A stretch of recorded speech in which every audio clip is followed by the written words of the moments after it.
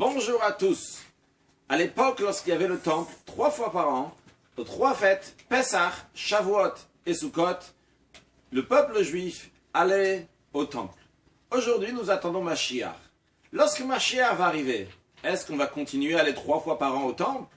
Eh bien, une surprise. Le prophète Ishaïa nous dit que lorsque Mashiach va venir, Vehaya mideh chodesh bechodsho, mideh shabbat beshabbato, yavo kol basar lishtachavot lefanai Amar Hashem. Le prophète nous dit que chaque Rosh Chodesh, chaque début de mois et chaque Shabbat, on va aller se prosterner à Dieu, donc à Jérusalem, dans le temple. En autre mot, comme le Midrash explique, le peuple juif a dit à Dieu, quand est-ce qu'on va avoir cet honneur à nouveau du temple? Dieu leur a dit, sachez qu'à l'époque c'était seulement 3 fois par an, comme il y a écrit dans la paracha de Mishpatim, Shalosh Peamim Bashana, Yerei Kol Zchuchad Pnei Hashem, que 3 fois par an, tous les mâles, tous les garçons, tous les juifs vont aller au temple. Mais lorsque Mashiach va venir, eh bien à ce moment-là vous allez aller 3 fois par an. Et d'ailleurs intéressant la manière comment on va y aller. On va aller avec des nuages qui vont venir nous prendre, nous amener de l'endroit où on se trouve sur la terre, parce qu'il y aura des juifs sur toute la terre, comme c'est aujourd'hui, et ces nuages vont nous amener à Yerushalayim. À noter qu'il y a 2 opinions quand est-ce qu'ils vont nous amener. Est-ce que ça va nous amener la veille de Shabbat, comme ça il n'y aura pas un problème d'horaire différent d'un endroit à l'autre, ou bien ils vont nous amener carrément pendant Shabbat même, Shabbat matin, ils nous prennent avec le nuage et ils nous amènent. Le rabbi pousse plutôt avec la première manière de voir les choses, donc déjà la veille de Shabbat, on sera amené à Yerushalayim, mais en tous les cas, d'après tout le monde, ça sera les nuages qui vont nous amener à Yerushalayim au temple. Aujourd'hui, voyons ensemble pourquoi cette différence. Pourquoi à l'époque c'était seulement 3 fois par an, et aujourd'hui, lorsque Mashiach va venir, on espère en effet aujourd'hui, ça sera chaque Rosh Chodesh, chaque début de mois, chaque Shabbat, en plus des 3 fois par an. L'explication est la suivante. Dieu il a créé ce monde, Olam en hébreu, qui veut dire un monde, il y a aussi le langage de Helem, qui veut dire un voile. Dieu s'est caché dans ce monde. Nous ne voyons pas la divinité dans ce monde. Mais de temps en temps, il y a une élévation. Le monde s'élève de niveau. Lorsque ça arrive le Shabbat, Shabbat c'est un jour particulier. Dieu s'est reposé, entre guillemets. Quand on se repose, c'est-à-dire que toute notre force, toute notre énergie qui était quelque part, s'élève, repart à sa source.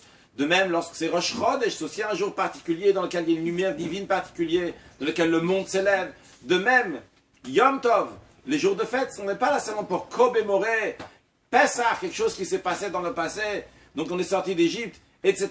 Mais on est en train de revivre à nouveau un moment particulier, le revivre, parce qu'il y a un dévoilement divin qui est particulier, une élévation du monde qui est particulier.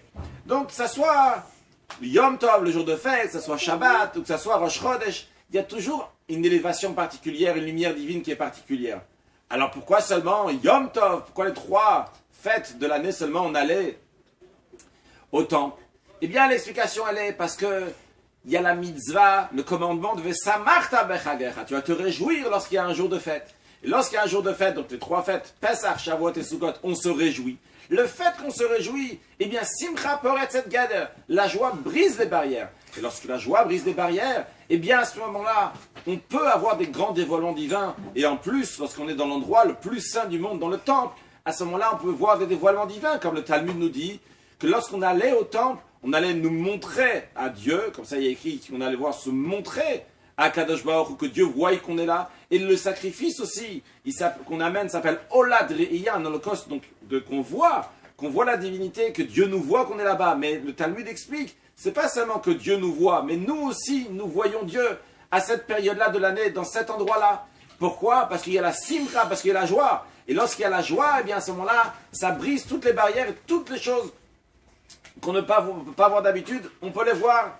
Et d'ailleurs, ça s'exprime aussi dans la halacha, dans la loi juive. Vous savez que si Dieu en préserve, quelqu'un a perdu un membre de famille, eh bien à ce moment-là, il doit faire 7 jours de deuil. C'est l'occasion de souhaiter, de présenter mes condoléances à mon beau-frère Moshe Yehuda, le Rav Moshe Yehuda, le chaliard du Rabbi en Martinique qui a perdu sa mère ce Shabbat, que Dieu console à lui et sa famille, qui a que des bonnes nouvelles dans sa famille avec l'aide de Dieu. Et donc, on fait les 7 jours de deuil. Lorsque ça arrive le Shabbat, c'est vrai que le Shabbat même, il n'y a pas de deuil, mais le deuil continue après Shabbat.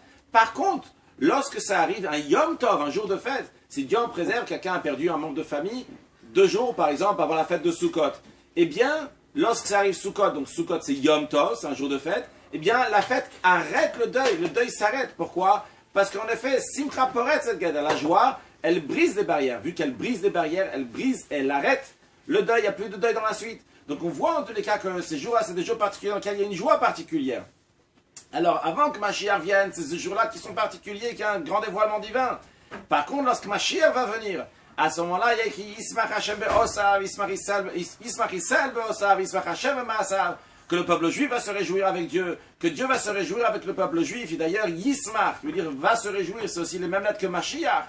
Il y aura une grande joie. Lorsqu'il y aura une grande joie, à ce moment-là, on va voir tous ces dévoilements divins. Parce que nous serons joyeux. Et pas seulement, c'est pas seulement de notre côté, mais aussi le dévoilement divin qui aura Rosh Chodesh, qui aura Shabbat sera exceptionnel. C'est pour ça que le verset dit Chodesh bechodsho. Même chaque Rosh Chodesh est un Chadash, est une nouvelle vitalité, pas comme ça aujourd'hui. Shabbat beshabbato. Dans le Shabbat même, il y aura un niveau de Shabbat qui est encore plus haut. Et comme ça sera un dévoilement divin qui est plus haut, que nous, ça doit être joyeux, eh bien à ce moment-là, on va pouvoir recevoir tous ces dévoilements divins. Et pour lier avec la période dans laquelle on se trouve le Shabbat Mevachim, quelques jours avant le Shabbat Mevachim, le Shabbat qui va bénir le mois de Hadar, Marbi Mesimcha. On rajoute de la joie, et comme on est des chassidim, on n'a pas besoin d'attendre que ça te Rosh Chodesh le jour même pour se réjouir, et pas attendre le mois de Hadar pour se réjouir. Déjà le Shabbat qui bénit, et bien on se réjouit déjà, et même 3 jours avant Shabbat, on est déjà lié avec le mois de Hadar, donc déjà maintenant, on se réjouit. Et pour lier avec aujourd'hui, dans la famille Altabé, nous avons la bar mitzvah de notre fils Shneor Zalman, qui est né le 23 Shvat. Donc aujourd'hui, en 5778, il a fait sa bar mitzvah aujourd'hui. Donc on lui souhaite un grand Mazal Tov. Et le jour de bar mitzvah, c'est un grand jour de joie. Le Zohar raconte que Rabbi Shimon ben Yochai a fait une grande fête pour son fils. Rabbi Elazar, le jour de sa bar mitzvah, le Zohar continue un peu plus loin. Et il dit que c'est pas seulement Rabbi Shimon, mais il dit que c'est pour tout le monde. Beyom Chatunato. Le jour de son mariage, le Zohar explique, c'est quand? C'est le jour de la bar mitzvah. Que le jour de la bar mitzvah, on reçoit ce soir le jour de Dieu, le jour des mitzvot, et on peut faire les mitzvot, et bien dorénavant, on fait une très très grande joie. Donc c'est un grand jour de joie, un jour extraordinaire, que cette joie-là fasse, comme le Rabbi explique, que cette joie-là amène de la brachot pour des brachot de bénédiction pour tout le peuple juif. Et grâce à la joie, on va briser les barrières de l'exil, et comme le Rabbi a dit, qu'une chose qu'on n'a pas encore essayé, c'est d'être joyeux, tout simplement être joyeux, pas être joyeux parce que tu fais mitzvah, être joyeux parce que si ou parce que ça. Être joyeux parce qu'il faut être joyeux. Et par cela, on va amener Mashiach. Le Rabbi s'exprime, il a dit, Adrabaye nasu vivaku. Essayez, vous allez voir que par la joie, on va amener Mashiach. Donc il faut être joyeux, il faut se rajouter encore plus dans la joie, dans tous les domaines.